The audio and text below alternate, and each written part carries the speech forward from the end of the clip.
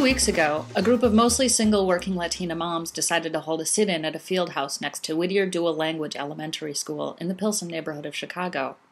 The group of around 10, give or take kids, neighbors, and supporters, is demanding Chicago City Council and the Chicago public school system answer for over $1 million in misspent public funds and build their kids a library. The parents had been organizing since 2003, says group leader Guy Magayate, to divert some of Mayor Daley's tax increment financing, or TIF funds, to their children's school.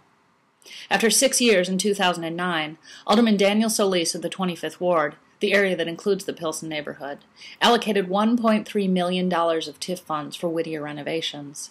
The controversial TIF program raises close to $500 million per year of public funds, spent largely at Daley's discretion.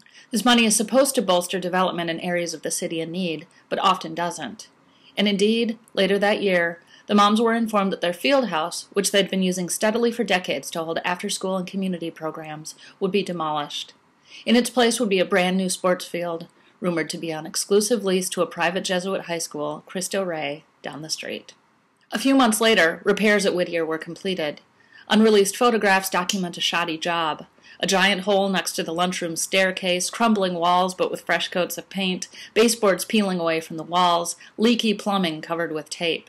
So Gayete and other Whittier parents interrupted a meeting with Chicago Public Schools CEO Ron Huberman on Wednesday, September 15th to demand some answers.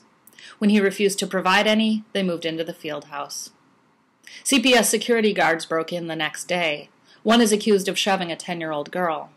The police surrounded the block 2 days later, threatening deportations and arrests. Half the parents left. A demolition company was sent over, but Huberman and Solis steadfastly refused to answer the women's questions. On Fridays, the women and their supporters marched down to Solis's neighborhood office and rallied to demand a meeting. Meanwhile, food deliveries started arriving, letters of support, more books for the growing library in the occupied field house. CPS responded one bitterly cold day by shutting off the gas in the building. The moms in Pilsen have now tripled the week-long Republic Windows and Doors sit-in of a year and a half ago, which was supported by labor unions and workers' rights organizations the world over.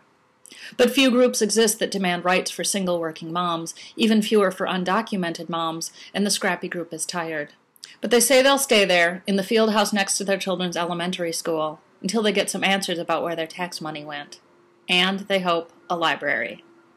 In Chicago for GRITtv, this is Ann Elizabeth Moore.